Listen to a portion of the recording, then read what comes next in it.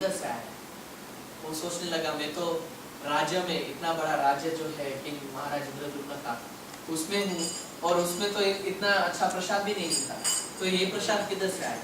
तो पूछने लगा विश्ववासु को कि आपको ये कहाँ से मिला ये प्रसाद। तो विश्ववासु ने कहा अरे कितने बड़े बड़े महान देवता लोग आते हैं दर्शन के लिए, ब्रह्मा जी आते हैं, इंद्र लोग आते हैं, कितने बड़े बड़े देवता लोग आते हैं दर्शन के लिए, तो वो सब पूजा करते हैं नीलमाधव की और ये सब प्रसाद अर्पण करते हैं भगवान को, भोग कराते हैं, तो वो सब हम लोग खा जाते हैं। तो ये प्रसाद जो है वो असली में स्वर्ग से आता है, इधर से नहीं आता है। तो विश्वासु ने सोचा तभी तो ऐसा प्रसाद है, ऐसा टेस्ट। और फिर विश्वासु ने कहा जो भी ये प्रसाद खाता है भगवान का प्रसाद, तो उसको बुढ़ापा या कोई रोग, और ये सच बात है, जब भी हम प्रसाद खाते हैं और प्रसाद ही खाते हैं केवल, दूसरा कुछ नहीं, तो बुढ़ापा और जो डिजीजेस है, रोग है, वो नहीं आता।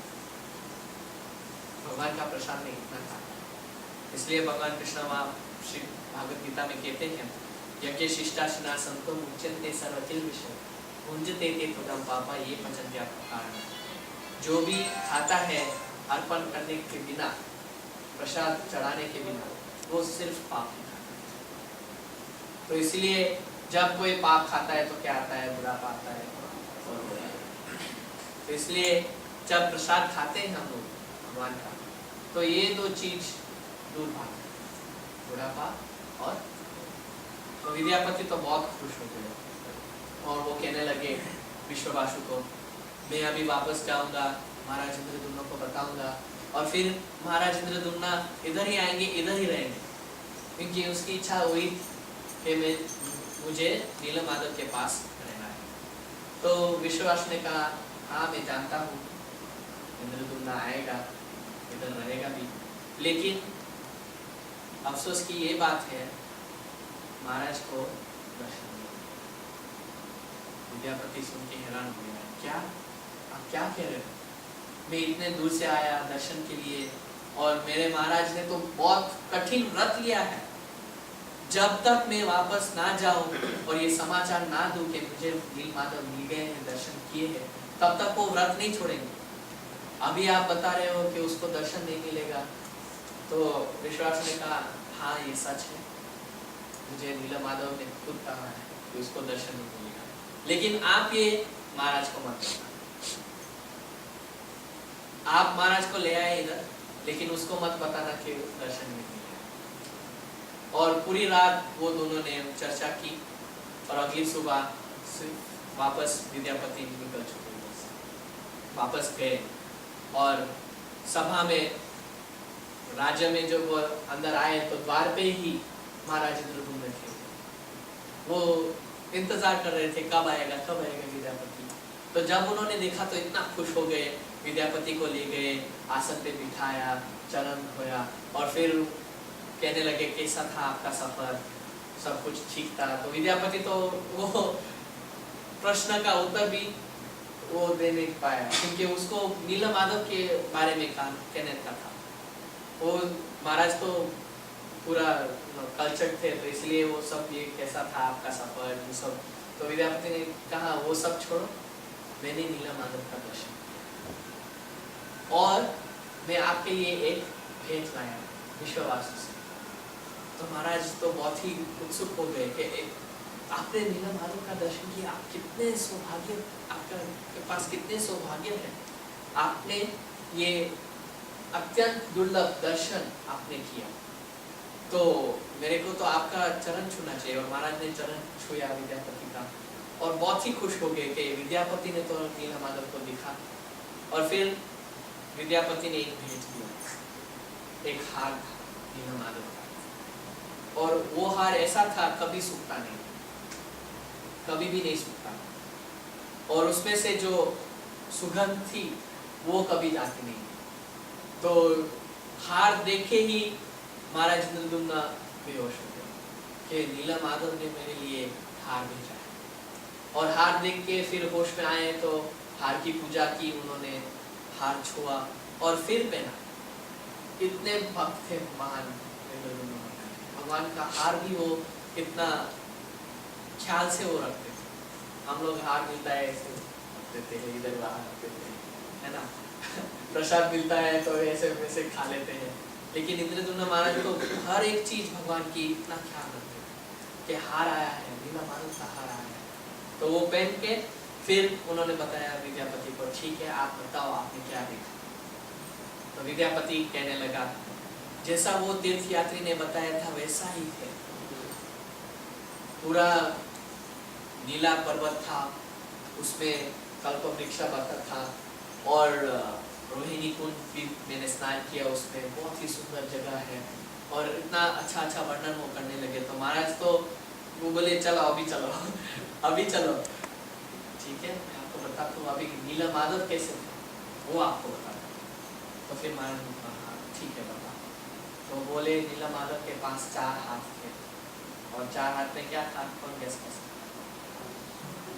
शंख, चक्र, गदा, और वो ऐसी आंगुली 80 फिंगर इतने बड़े थे, और इंद्रमणि जो ब्लू सैफायर होता है उसके बने, बहुत ही सुंदर सा चेहरा है उसका, बहुत ही सुंदर सी स्माइल है, मुस्कान है उसकी, और कानों में बहुत लंबे लंबे कान थे उसके, और कानों में मकर का शेप के कुंडल थे, और फिर उन्होंने धोती पहनी थी इसी तरीके से, और बहुत ही अच्छा चौड़ा सीना था उसका, बहुत ही सुंदर थे। तो जो महाराज इंद्रद्युम्न थे वो तो बहुत ही ये सुन के ही बेहोश हो गए, और उन्होंने तय कर लिया कि अभी हम जाएंगे। फिर अगले दिन वो तैयारी शुरू करने लगे कि अब हम जाएंगे। तो महाराज के भाई, छोटे छोटे भाई भी थे, तो उन्होंने भी कहा कि हम भी चलेंगे आपके साथ। फिर राजा के जो लोग थे, निवासी थे, वो भी कहे कि हम भी चलेंगे।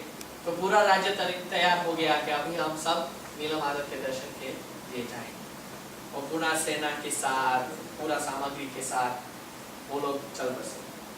चलने से ठीक पहले ही एक बहुत ही महान मेहमान आ गया, राज्यसभा। और जब इंद्रद्युम्न ने देखा ये देवर्षि नारद है तो बहुत खुश हो गए।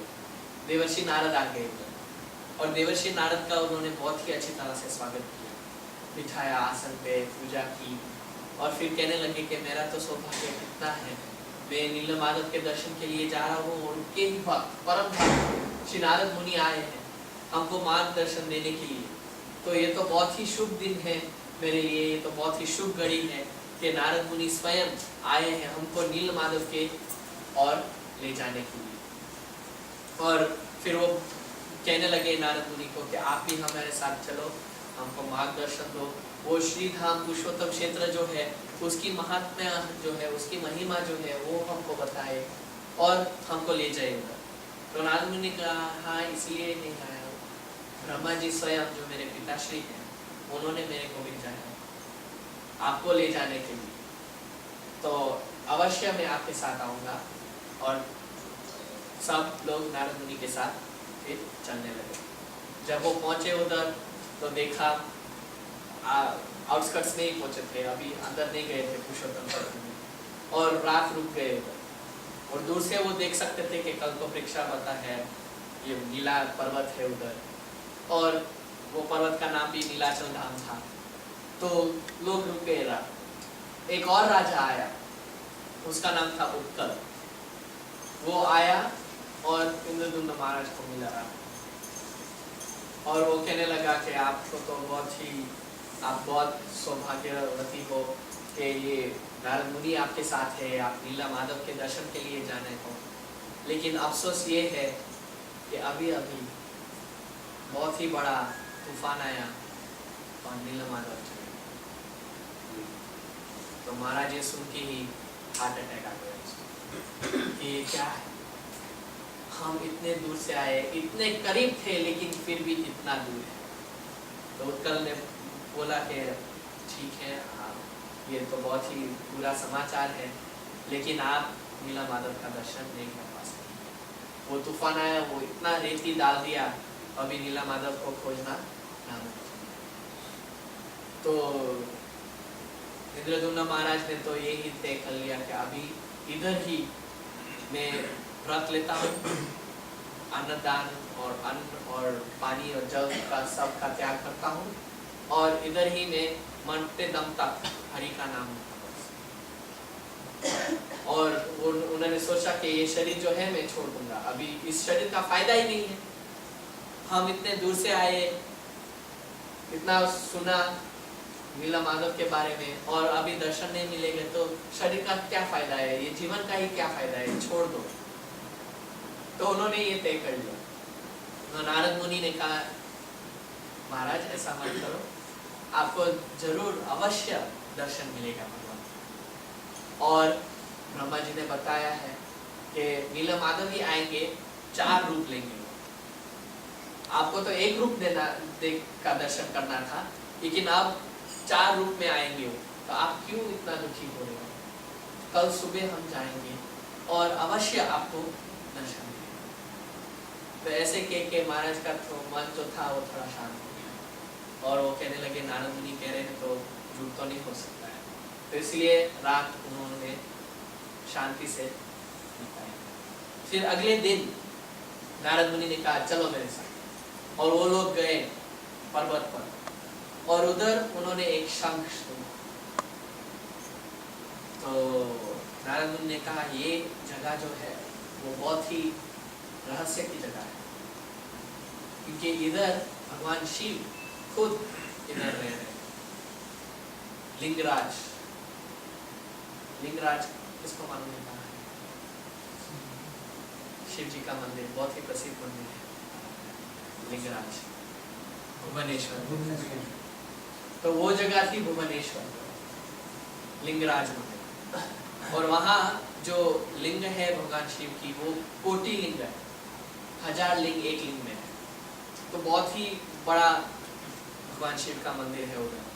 तो नारद मुनि ले गए इंद्रद्युम्न महाराज को, दर्शन किया, और फिर भगवान शिव नारद मुनि से मिले।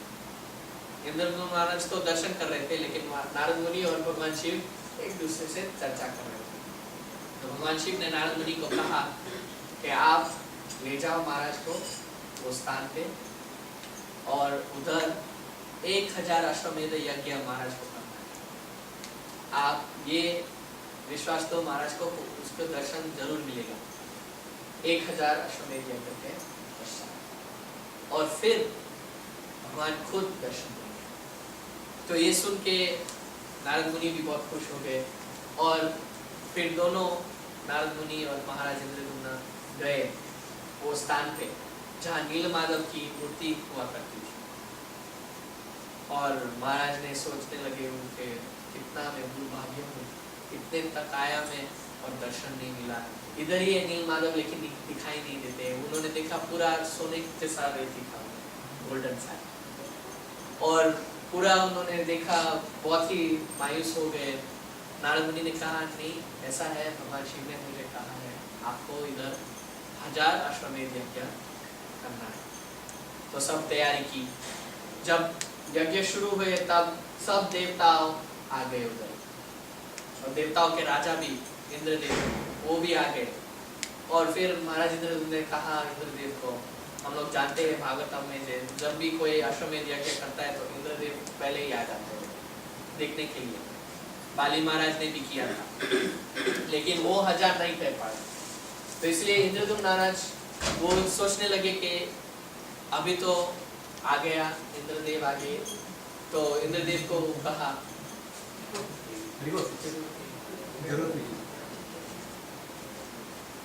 इंद्रदेव को उन्होंने प्रार्थना की इंद्रद्युम्न महाराज ने कि इंद्रदेव आप मेरी सहायता करो ये अश्वमेध यज्ञ करने के लिए, क्योंकि ये यज्ञ करने से मुझे भगवान का दर्शन मिलेगा। तो इंद्रदेव ने आशीर्वाद दिया कि हाँ, इसीलिए भी मैं भी इधर आया हूँ, क्योंकि हमको भी ये देखना है अद्भुत रूप भगवान का, दर्शन का। और वो लोग करने लगे अश्वमेध यज्ञ। जब अश्वमेध यज्ञ पूरा हो गया, वो 1000 अश्वमेध यज्ञ पूरा हो गया, तब भगवान विष्णु जो थे वो इंद्रदुम्न महाराज के ध्यान में आए, महाराज ध्यान में चले गए और उन्होंने देखा श्वेत द्वीप देखा। श्वेत द्वीप पे भगवान विष्णु अनंत शेष पे लेटे हुए थे, लक्ष्मी देवी थी उसके बगल में, वो पैर दबा रही थी भगवान विष्णु का, और ये पूरा उन्होंने दर्शन किया श्वेत द्वीप में भगवान का। और जब वो दर्शन टूटा, ध्यान टूटा, तब उन्होंने नारद मुनि को बताया कि ऐसा हुआ। तो नारद मुनि ने कहा यही है, यही संकेत है भगवान विष्णु का कि वो जरूर आपको दर्शन देंगे। फिर नारद मुनि ने ब्रह्मा जी को बताया था कि जब भगवान विष्णु जा रहे थे तो उसके शरीर से बाल गिरे ये पृथ्वी पर, और वो जो बाल गिरे हैं वो एक पेड़ बन गया है, एक वृक्ष बन गया है। तो आप वो वृक्ष पे जाइए।